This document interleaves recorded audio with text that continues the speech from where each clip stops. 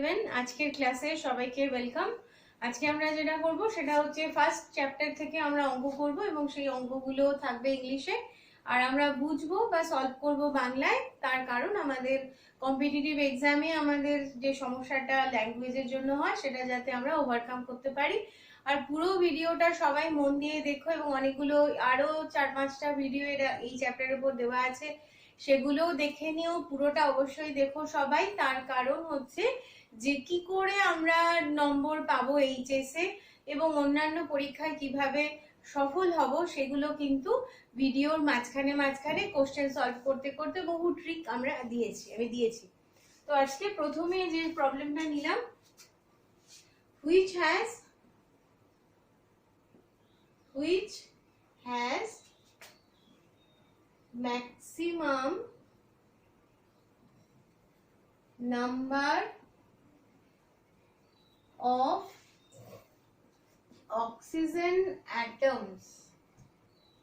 Option গুলো এবার দেখবো। A 1 gram of O, B 1 gram of O2, C 1 gram of O3, D all have same oxygen atom।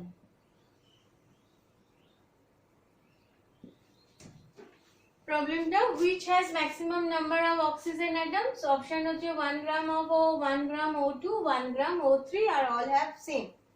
এবার আমার যেহেতু এটা O আছে, এটা O3 আছে, এটা O2 আছে, কম্পেয়ার করা মুশকিল। তো আমরা যেটা করব, একই ইউনিটে এনে নেব। প্রথমটার ক্ষেত্রে চেঞ্জ করছি না, প্রত্যেকটাকে 1 গ্রাম অফ O2 তে আনার চেষ্টা করব। আচ্ছা 1 মোলে আনি, তাহলে প্রথমটার ক্ষেত্রে কি দেখতে পাচ্ছি 1 গ্রাম অফ O, এটার মানে 1/16 মোল অফ অক্সিজেন অ্যাটম। এটা বোঝা গেল। তার কারণ হচ্ছে 16 অক্সিজেনের পারমাণবিক গুরুত্ব, তাহলে 16 গ্রাম অফ ও, এটার মানে ছিল 1 মোল অফ। ঠিক আছে, তো 1 নম্বরেরটা আমরা এতে নিয়ে আসলাম। এবার 2 নম্বরেরটাকে করছি। 1 গ্রাম অফ O2, অক্সিজেনের ক্ষেত্রে 1 মোল, তাহলে কত হয়ে যাবে 16 gram into 2, 32 gram.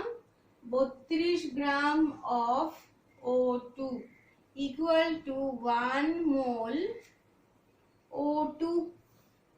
1 gram of O2 তার মানে 1/32 মোল অফ O2।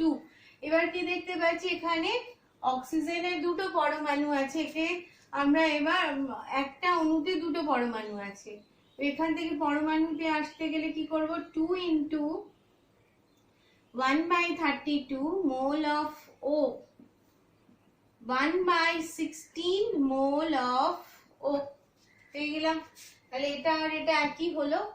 এবার থার্ড নাম্বারটা দেখছি, 1 গ্রাম অফ O3, তার জন্য কি করব আমরা, O3 মানে 3 ইন্টু 16 ইকুয়াল টু 48 হয়ে যাবে ওজনের মলিকুলার ওয়েট। তাহলে O3 এর ক্ষেত্রে আমরা কি বলতে পারবো, 48 gram of O3 equal to 1 mole of O3। 1 gram of O3 মানে 1/48 মোল অফ O3। এবার O3 তে কি দেখতে পাচ্ছি, একটা অণুতে 3টে পরমাণু আছে, সেই কারণে 3 into 1/48 mole of O atom.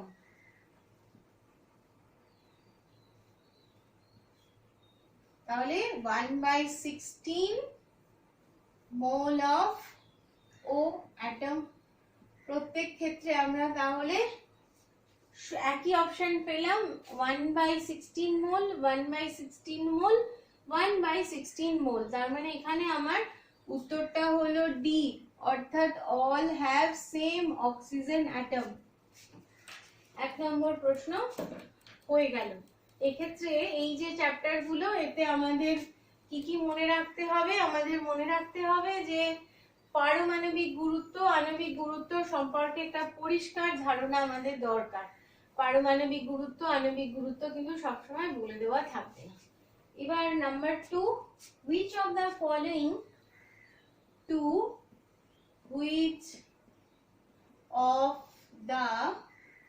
following has smallest number of molecules? কোনটাতে সবচেয়ে কম সংখ্যক অণু আছে? Option A 0.1 mole of H2S, option B 11.2 liter of H2S at STP। Gas বললে STP বলতে হবে, যদি STP বলা না থাকে তাহলে কিন্তু আবার STP তে কনভার্ট করে নিতে হবে। 17 গ্রাম of H2S। ডি কি বলেছে? 22.4 into 10 to the power 3 ml H2S at STP। এই চারটে অপশন থেকে আমাদেরকে এবার নির্ণয় করতে হবে কোনটাতে সবচেয়ে কম অণু আছে। প্রথমে তাহলে এটা মোলে আছে, এটা লিটারে আছে, এটা গ্রামে আছে, এটা এমএল এ আছে, চারটে 4 রকম ইউনিটে আছে। আমরা কি করব? একে একই রকম ইউনিটে আনবো, 1 নম্বরের ইউনিটে সবগুলোকে আনবো। তাহলে বি তে রয়েছে 11.2 লিটার H2S at STP। আমরা কি জানি যে 22.4 লিটার H2S মানে 1 মোল H2S at STP। STP তে 22.4 লিটার মানে 1 মোল, তাহলে 1 লিটার মানে কত হবে? 1 লিটার H2S হয়ে যাবে 1/22.4 মোল H2S। এরপর 11.2 লিটার H2S কত হয়ে যাবে? 11.2/22.4 মোল H2S। একে যদি করি আমরা কি পাবো? 1/2। এটা হয়ে গেল তাহলে 1/2 মোল H2S। এই হয়ে গেল। তাহলে এটাই পেলাম আমরা 0.1 মোল, এটাই পেলাম 1/2 মোল। এবার 17 গ্রাম অফ H2S, গ্রাম থেকে কি করে যাব?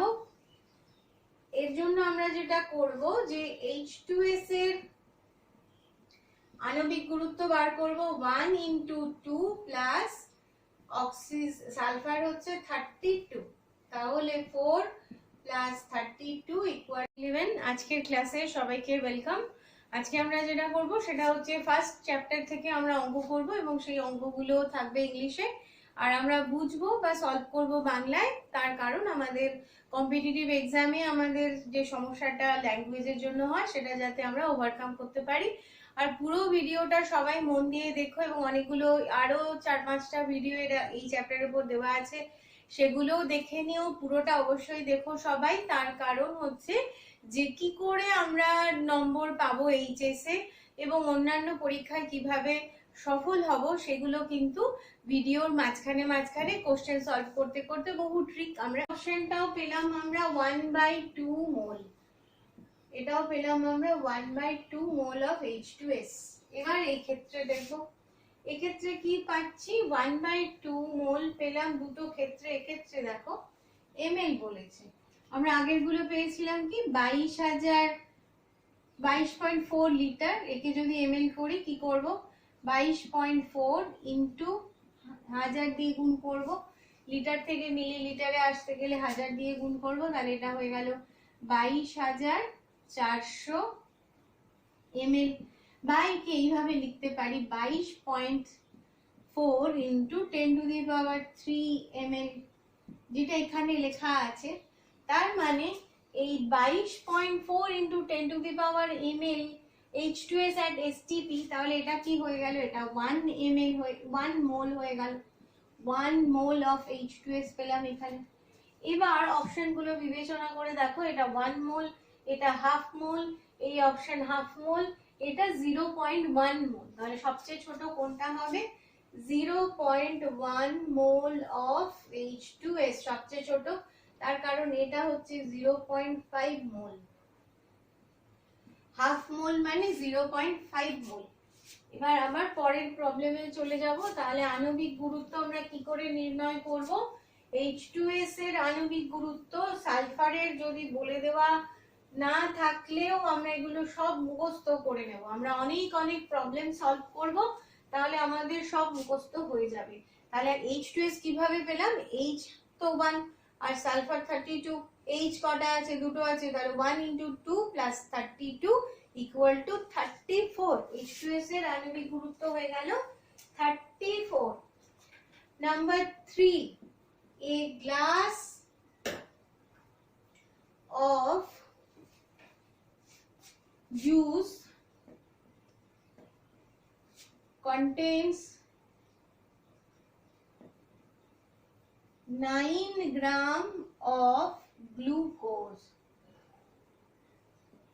একটা গ্লাস জুসের গ্লাসে 9 গ্রাম গ্লুকোজ আছে, the number of carbon atoms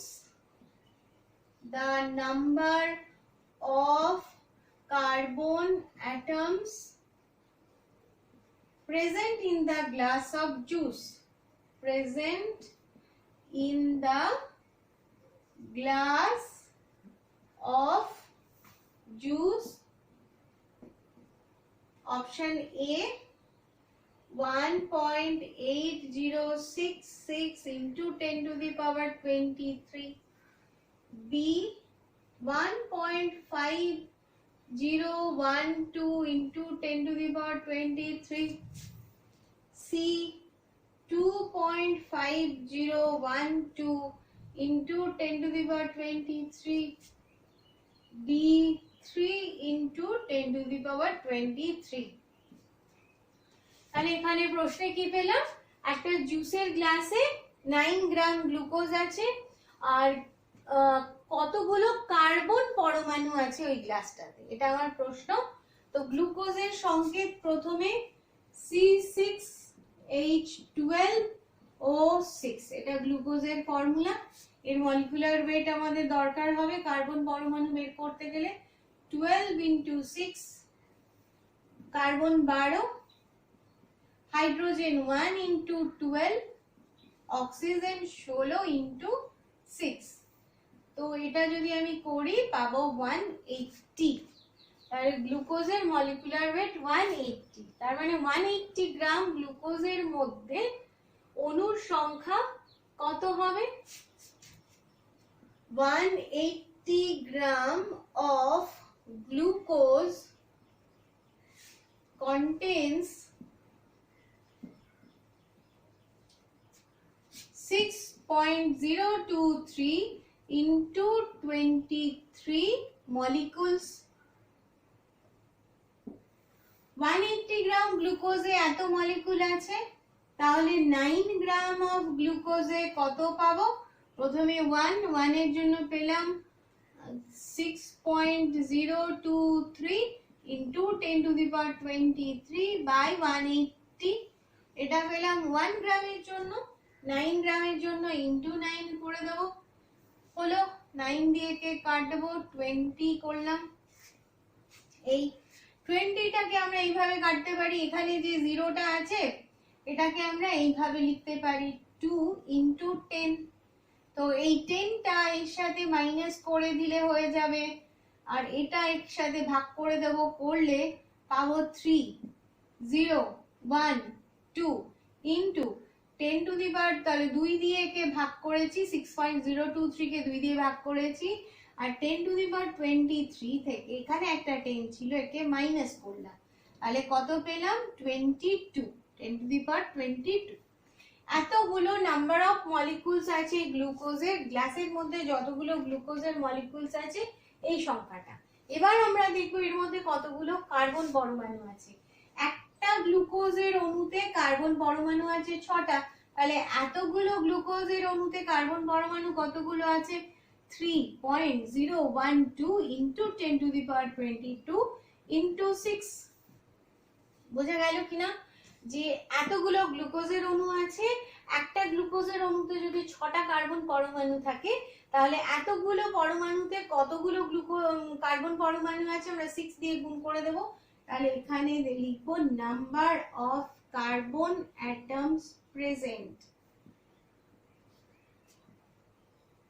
গুণ করব এইভাবে 12 2 7 0 18 পয়েন্ট বসালাম এইখানে, তাতে আমার এটা হয়ে গেল 10 টু দি পাওয়ার 23। কোন অপশনটার সাথে মিলেছে? তাহলে এটার সাথে মিলল 18066 ইন্টু 10 টু দি পাওয়ার 23, 1 নম্বর অপশনের সাথে মিলল। এই হয়ে গেল নাম্বার 3। তাহলে আমরা এক্ষেত্রে কোন ধারণাকে কাজে লাগালাম? এক্ষেত্রে কিন্তু আমার প্রশ্নে গ্লুকোজের সংকেত বলা হয়নি। গ্লুকোজ এর সংকেত আমরা যখন আমাদের 11 শেষ হবে আমরা সবাই জেনেই যাব, কারণ গ্লুকোজ ফ্রুক্টোজও আমাদের পড়তে হয়। আচ্ছা, তাহলে গ্লুকোজ C6H12O6 দেখলাম, কার্বন 12, হাইড্রোজেন 1, অক্সিজেন 16। এই দিয়ে আমরা গ্লুকোজের মলিকুলার ওয়েটও হয়ে গেলাম। হিমোগ্লোবিন কন্টেন্স, এবার হিমোগ্লোবিন HAE ও হিমোগ্লোবিন contains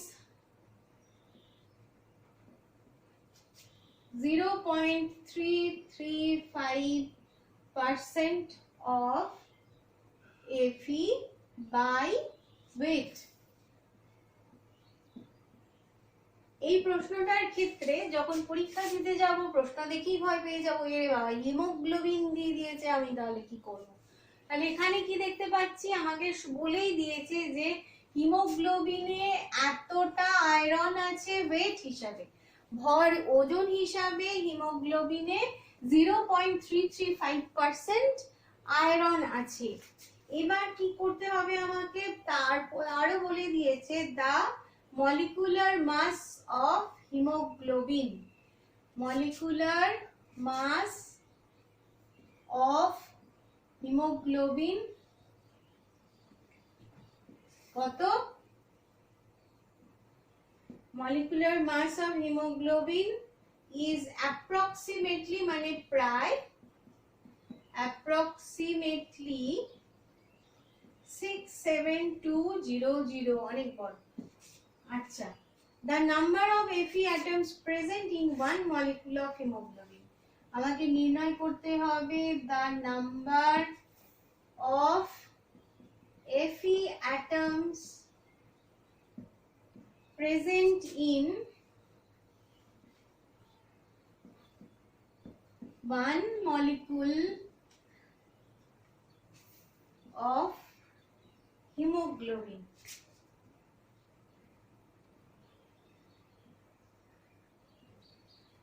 এখানে আরো জিনিস একটা বলে দিয়েছে, সেটা Fe atomic mass of Fe, অর্থাৎ পারমাণবিক ভর Fe এর কত? 56। atomic mass of Fe 56। তাহলে আমাকে মোটামুটি এই প্রশ্নের জন্য সবই বলে দিয়েছে, অপশনগুলো বলে দিই। Option A1, B2, C3, D4। তাহলে 1 2 3 4 এই হচ্ছে অপশন। প্রশ্ন আরেকবার ভালো করে প্রত্যেকে দেখে নাও, কারণ অঙ্কের মধ্যেই অঙ্কের উত্তর আছে, বাইরে থেকে আমাকে কিছু চিন্তা ভাবনা করতে হবে না।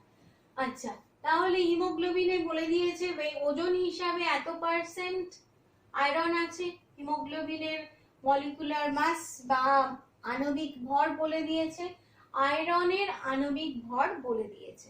আমাদেরকে এবার নির্ণয় করতে হবে একটা হিমোগ্লোবিনের অণুতে কটা আয়রন পরমাণু আছে। তার জন্য আমরা প্রথমে কি করব, আমরা তাহলে দেখে নিচ্ছি যে প্রথমে যেটা বলেছে এইটাকে কাজে লাগাবো। এটা তাহলে কি দাঁড়াচ্ছে, 100 গ্রাম হিমোগ্লোবিনে 100 গ্রাম হিমোগ্লোবিনে আয়রন কতটা আছে? আয়রন আছে 0.335 গ্রাম আয়রন। 100 গ্রাম হিমোগ্লোবিনে আয়রন আছে এত গ্রাম। 1 গ্রাম হিমোগ্লোবিনে আয়রন আছে 0.335 বাই 100 গ্রাম। এবার এই মলিকুলার মাস এত, এতে কত আছে ওজন হিসাবে? 67200 গ্রাম হিমোগ্লোবিন। 0.335 ইন্টু 67200 বাই 100, এটাকে কেটে দিলাম 00, তাহলে এত গ্রাম Fe আছে, এত গ্রাম Fe আছে। এবার আয়রন পরমাণুর সংখ্যা আমি কি করে পাবো? আয়রন পরমাণুর সংখ্যা পাওয়ার জন্য আমার এইকে ভাগ করতে হবে 56 দিয়ে, অর্থাৎ আয়রনের অ্যাটমিক মাস দিয়ে ভাগ করলে আমরা আয়রন পরমাণুর সংখ্যা পাবো। তাহলে if number of Fe atoms in hemoglobin কত? 0.0335 into 672 by 56। এক্ষেত্রে এই ভাগটা তোমরা করবে, করার পর এর কাছাকাছি পূর্ণ সংখ্যা দেখবে, কারণ এই নাম্বার অফ Fe atoms তো ফ্র্যাকশন হবে না, তাহলে আমরা ভাগ করব, কাছাকাছি পূর্ণ সংখ্যা দেখব, দিয়ে অপশনগুলো মেলাবো, দিয়ে আমাকে কমেন্ট করে জানাও, তাই তো? এই আমাদের কাজ। আমরা কি করে তাহলে পরমাণু সংখ্যা পাই? আমরা প্রথমে আমাদের যে ইনফরমেশন দেওয়া ছিল এটা হচ্ছে 100 গ্রামে কত Fe আছে সেটা বের করলাম, তারপরে এই মলিকুলার মাস যা বলা আছে তার মধ্যে কত গ্রাম Fe আছে বের করলাম। নাম্বার অফ অ্যাটমস কি করে পাবো আমরা? এই ওজনটাকে 56 বা আয়রনের অ্যাটমিক মাস দিয়ে ভাগ করব, করার পর এটা ফ্র্যাকশনই আসবে এবং এর কাছাকাছি পূর্ণ সংখ্যা আমরা নেব, যেহেতু number of Fe atoms fraction হবে না, একটা পূর্ণ সংখ্যক অণুতে থাকবে, 3 থাকুক 4 থাকুক পূর্ণ সংখ্যায় থাকবে। 3.5 3.2 এই সমস্ত কিছু হবে না, 3.2 এলে 3 ধরবো, যদি 5 এর বেশি হয়ে যায় তাহলে 4 ধরবো, 3.7 হলে আমরা তাকে ধরবো 4। এটা তোমরা নিজেরা করবে। এরপর চলে যাচ্ছে পরের প্রশ্ন। 3 গ্রাম of O3 at STP occupies a volume. Option A 1.4 liter, B 2.8 liter, 11.4 liter, 3.2 liter। তো প্রশ্ন হচ্ছে 3 গ্রাম O3 STP তে কতটা ভলিউম অধিকার করে থাকে বা দখল করে থাকে। এবার O3 এর মলিকুলার মাস কি হবে? O3 তিনটে অক্সিজেন অ্যাটম আছে, সেই জন্য 3 into 16 equal to 48। তাহলে 48 গ্রাম O3 ভলিউম কত হবে? STP ভলিউম হয়ে যাবে 22.4 লিটার। 1 গ্রাম O3 এর ভলিউম হয়ে যাবে 22.4 বাই 48 লিটার। 3 গ্রাম দেওয়া আছে প্রশ্নে, 3 গ্রামের ভলিউম হয়ে যাবে 22.4 into 3 divided by 48, 16 দিয়ে যদি কাটি, 4 দিয়ে 5.6, 4 দিয়ে একে কাটলে 1.4, তাহলে 1.4 লিটার। অপশন এ পেলাম 1.4 লিটার। তো এই চ্যাপ্টার থেকে অঙ্ক আসবে 11 এর ফাইনাল পরীক্ষাতেও এবং বিভিন্ন কম্পিটিটিভ এক্সামে।